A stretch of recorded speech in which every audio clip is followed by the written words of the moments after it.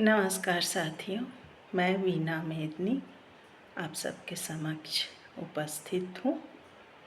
अभी अभी मेरी किताब बिखरता घोंसला का लोकार्पण हुआ, जिसकी रिपोर्ट मैं प्रस्तुत करने जा रही हूँ। मेरी पुस्तक बिखरता घोंसला का लोकार्पण रविवार को 5 अक्टूबर 2025 को शोभा क्रिजेंथेमम अपार्टमेंट के सभागार में संपन्न हुआ। कार्यक्रम अध्यक्ष वरिष्ठ शिक्षाविद डॉक्टर मैथिली राव जी थीं, तो बतौर मुख्य अतिथि ब्रिगेडियर दिलीप कुमार सादर आमंत्रित थे एवं अति विशिष्ट अतिथि Rita Singh ji, doctor Suchitra Kaul Mishra ji, colonel Prabhat Kumar ji, doctor प्रेम तन्मय जी, डॉक्टर इंदु झुनझुनवाला जी एवं कमल किशोर राजपूत जी थे। राष्ट्रीय गीत एवं ब्रिजेंद्र मिश्रा की सरस्वती वंदना से कार्यक्रम की शुरुआत हुई। मंचासीन अतिथियों द्वारा पुस्तक बिखरता घोंसला का लोकार्पण हुआ।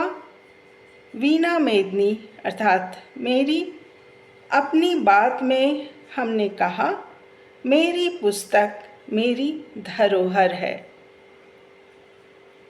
सारी कहानियाँ आत्म प्रेरणा से कल्पना की उड़ान भरते हुए हकीकत की दुनिया के धरातल पर उतरी हैं। ये कहानियाँ मेरे अनुभूतियों के उद्गार हैं, जो मचल मचल कर कागज पर उतर पड़ी हैं।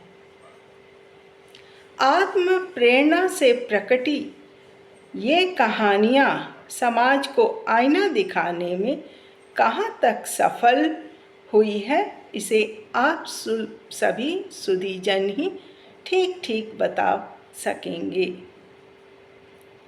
तत्पश्चात सभी अतिथियों ने समीक्षा की।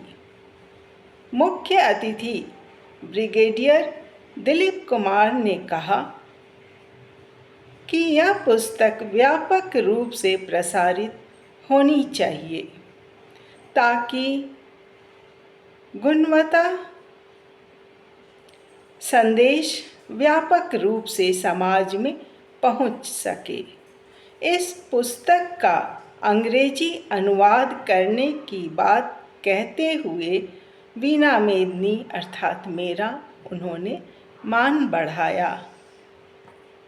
कार्यक्रम अध्यक्ष डॉक्टर मैथिली राव ने पुस्तक की मौलिकता पर प्रकाश डालते हुए कहा कि पुस्तक मेदनी के अंतःकरण के उद्गार हैं, जो मैं और वह अर्थात भावनाओं के बीच के रिक्त स्थान को भरते हैं। मैंने अपनी बात में ये कहा, मेरी पुस्तकें मेरी धरोहर हैं। सारी कहानियाँ आत्म प्रेरणा से कल्पना की उड़ान भरते हुए हकीकत की दुनिया के धरातल पर उतरी हैं। ये कहानियाँ मेरे अनुभूतियों के उद्गार हैं, जो मचल मचल कर कागज़ पर उतर पड़ी हैं। आत्म प्रेरणा से प्रकटी ये कहानियाँ समाज को आईना दिखाने में कहाँ तक सफल हुई है, इसे आप सभी सुधीजन ही ठीक ठीक बता सकेंगे। बिखरता घोंसला से तात्पर्य यह है कि जीवन के प्रत्येक पहलू का एक ऐसा वक्त आता है जब ऐसा प्रतीत होता है कि सभी कुछ बिखर रहा है, हाथ से छूटा जा रहा है।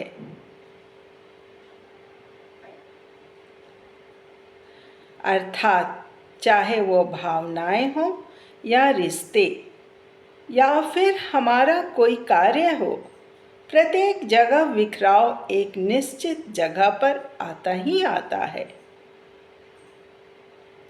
और घोंसला एक बिंब या एक प्रतीक है। सिंबॉलिक वे में कहा जाए तो अपनी गुणवत्ता से एक संदेश दे रहा है, ताकि उस बिखराव को बिखरने न देकर समेट लिया जाए। प्रस्तुत पुस्तक की प्रत्येक कहानी में यह बिखराव अलग अलग जगह पर विभिन्न रूप लेकर आता है, जिसे पात्र खूबसूरती से समेट लेते हैं। मेरा प्रयास रहा है कि जैसे पक्षी अपने घोंसले को बिखरने नहीं देते या बिखरने पर भी पुनः जोड़ लेते हैं, बुन लेते हैं, उसी तरह पुस्तक के प्रत्येक पात्र भी अंत में सकारात्मक पहलू ले आते हैं। वैसे इन कहानियों में समाज के विभिन्न विषयों को दर्शाने की कोशिश की गई है। सामाजिक रिश्तों के मूल्य को दर्शाया गया है, तो कई कहानियाँ मानसिक विकार को दूर करने के लिए मानसिक स्वास्थ्य के प्रति जागरूकता लाने की कोशिश की गई है। जिस तरह शारीरिक बीमारी से व्यक्ति त्रस्त होता है और इसका इलाज खुलेआम कराता है, वैसे ही मानसिक बीमारियों को भी सामने लाने में हिचकिचाना नहीं चाहिए।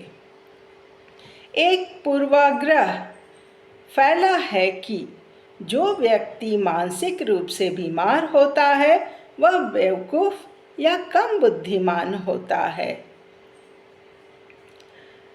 जबकि कई परीक्षणों द्वारा यह साबित हो चुका है कि मानसिक रूप से बीमार व्यक्ति अधिक बुद्धिमान होते हैं।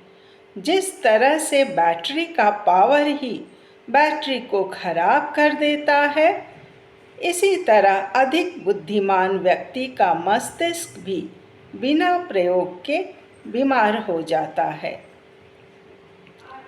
दूसरी तरफ कुछ मानसिक मरीज ऐसे होते हैं जो बहुत कम बुद्धि वाले या मानसिक रूप से पिछड़े होते हैं, अर्थात मानसिक बुद्धि लब्धि के सामान्य रेंज से बाहर के व्यक्ति असामान्य हो जाते हैं, जिन्हें मानसिक दवाइयाँ या क्लिनिकल थेरेपी के जरिए सामान्य रेंज में लाया जाता है।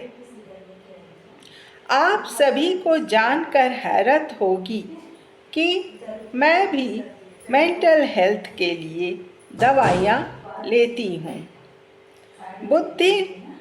मेरी बुद्धि इतनी बढ़ जाती है कि मैं बाल की खाल निकाल सकती हूँ, हफ्तों बिना सोए मानसिक कार्य कर सकती हूँ। मुझे थॉट्स आते हैं जिन्हें मैंने कलमबद्ध किया है। हर कहानी, हर कविता लिखकर मुझे रिलीफ अर्थात सुकून मिला है। ऐसा प्रतीत होता है कि सिर्फ इस जन्म का नहीं बल्कि पिछले कई जन्मों की बात बाहर निकल रही है। मेरी किताबें मेरा आईना है। पिछले कई वर्षों से, करीब 2013 से मेरा शरीर हिलता है, जो दवाइयों से भी नहीं जा रहा है। कई कहानियाँ और कविताएं मेरी आत्मकथा के अंश हैं। आज मेरी डॉक्टर इस कार्यक्रम में आने वाली थी, परंतु नहीं आ पाई किन्हीं अपरिहार्य कारणों से अगली बार आएंगी, ऐसा उन्होंने कहा है। आज मैंने यह बात इसलिए साझा किया है क्योंकि दवाइयों की वजह से मैं कभी कभी ब्लैंक हो जाती हूँ,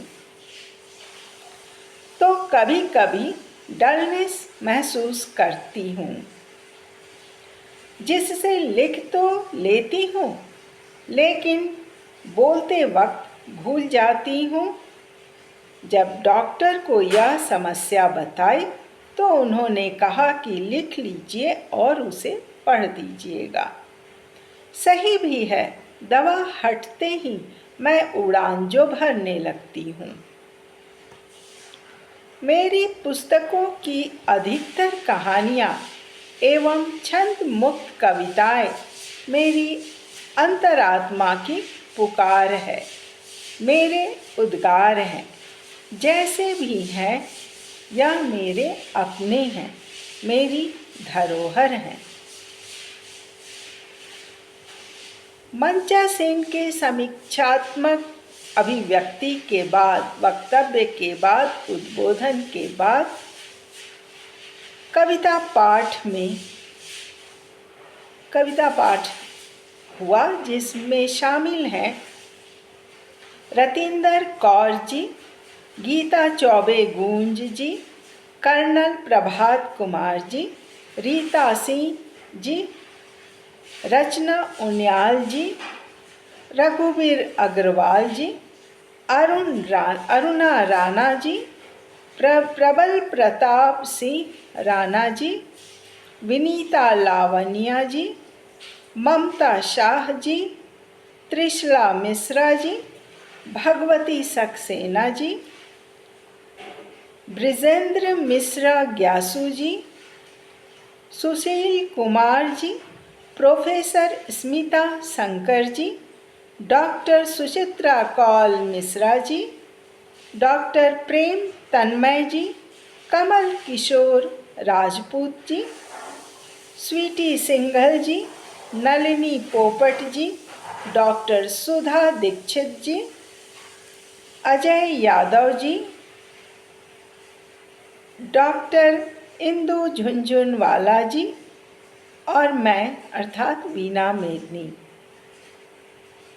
संचालन गीता चौबे गूंज ने कुशलतापूर्वक किया। धन्यवाद ज्ञापित करते हुए राष्ट्रगान के साथ कार्यक्रम संपन्न हुआ। धन्यवाद।